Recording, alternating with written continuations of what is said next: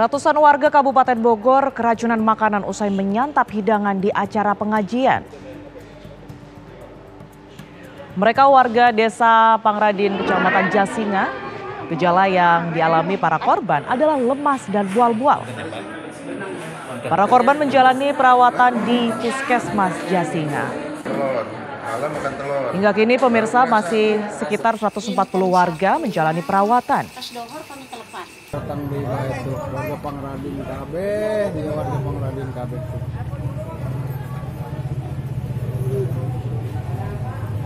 KB rumah sakit Pilu, warga Pangradin tuh, berikut jeung Pak Haji tuh. Pilu, apa itu? Pilu.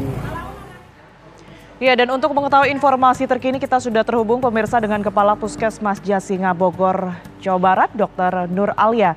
Selamat sore, dokter. Selamat sore, Mbak. Baik, dokter, untuk penanganan terhadap pasien saat ini sudah sejauh apa? Untuk sampai saat ini kondisi yang dirawat di Puskesmas Jasinga itu sejumlah 39 orang. Tapi semua aman terkendali, ada 28 28 wanita dan 11 orang wanita, 11 orang pria. Kondisi terbaru saat ini seperti apa, dokter? Keluhan masih berkisar, ada yang sama, ada juga yang perbaikan, ada yang masih mengeluh demam, kemudian juga ada mual, muntah, mencret juga masih. Tapi sejauh ini kami semua sudah tangani dan alhamdulillah sudah mulai perbaikan. Berdasarkan hasil pemeriksaan, apa yang sebenarnya mereka konsumsi hingga akhirnya terjadi keracunan?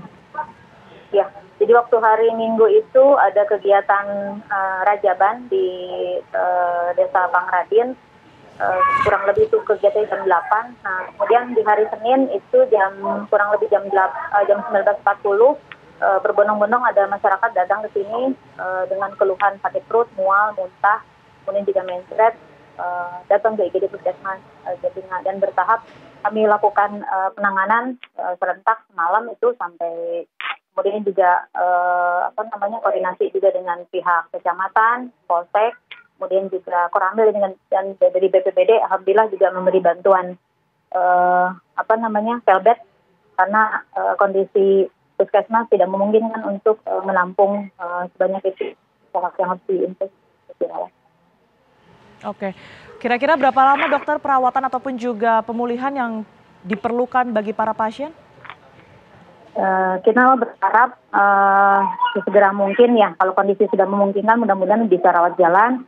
Dan untuk laporan juga untuk sampel makanan yang terduga kemungkinan ada keracunan makanan tersebut sudah kami kirim ke Dinas Kesehatan untuk dilakukan pemeriksaan.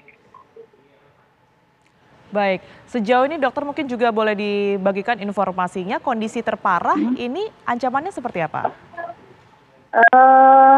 Kalau untuk kondisi sekarang kita lihat semua dalam keadaan kondisi sudah mulai lebih stabil, walaupun masih ada beberapa 1-2 orang yang masih ada mengeluh mual ataupun sakit perut. Yang kita takutkan adalah dehidrasi ataupun mungkin ada komplikasi yang lain, tapi sejauh ini masih aman, Mbak. Paling ada 1 orang balita yang kita tangani, tapi juga alhamdulillah itu sudah mulai perbaikan. Mengingat ini juga cukup banyak pasien ataupun juga korban yang dirawat di Puskesmas, dokter, untuk tenaga kesehatan sendiri, apakah cukup untuk menangani pasien-pasien tersebut sejauh ini? Cukup, alhamdulillah. Kita di sini ada dokter 6 dokter. Baik, dari keseluruhan korban ataupun juga pasien keracunan tersebut, dokter, ada berapa pasien yang dinyatakan atau berupa anak-anak ini? Anak-anak itu ada 5 orang ya. Ada 5 orang, kalau yang lainnya dewasa.